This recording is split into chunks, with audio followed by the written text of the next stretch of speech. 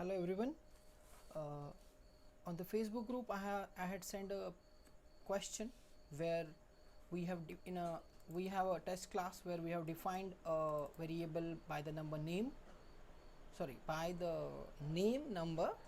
In the main class we tried to print it, and one of, like, most of the time in the interview whenever we got such questions, we just get in a hurry and we give the answer to it that, oh, it's going to print 0. But is it? Let's check it out.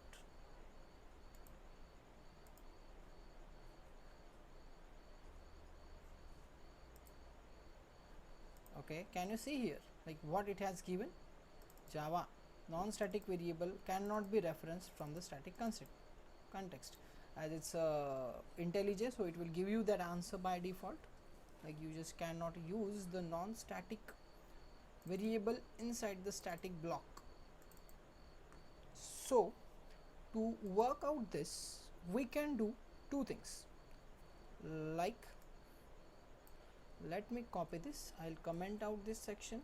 Let's again, and what we can do, we can make this as a static. So if we make this particular variable as static, and if we try to print it,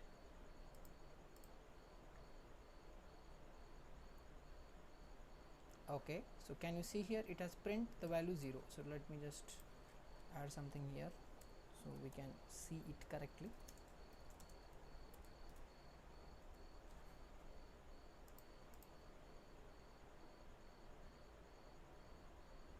So can you see here we got the answer 0. Now how? Like, as I told you, here we had a number, we tried to print it inside the static block, and it, like, Java couldn't allow it to print that value. Now we made it static, so the static method can access the static variable. So here it has print. Now there is a second way to print this number, like initially where it was giving us the wrong answer. So what we can do, we will just have this previous code, and now if interviewer told you ki bhai, why don't you print this, how can you going to print it, how will you going to print it? Now for that you need to create a class of this particular class, sorry, object of this class. Now how do we create the object? By using the new keyword in the Java.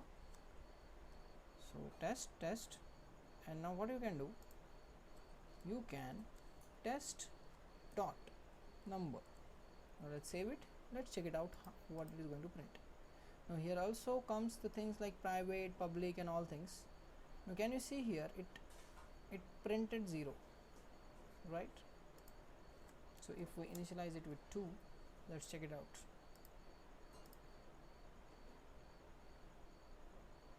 So it has printed 2. Okay, so in this way you can print that variable. Now what it has done, it has created an object of this class,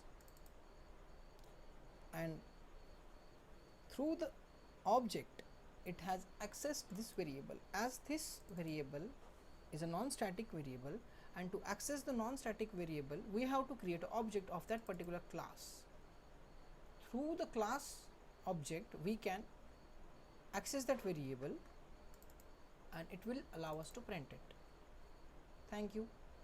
I'll make a complete video on the static and non-static in the next session, so stay tuned to the channel. Thank you.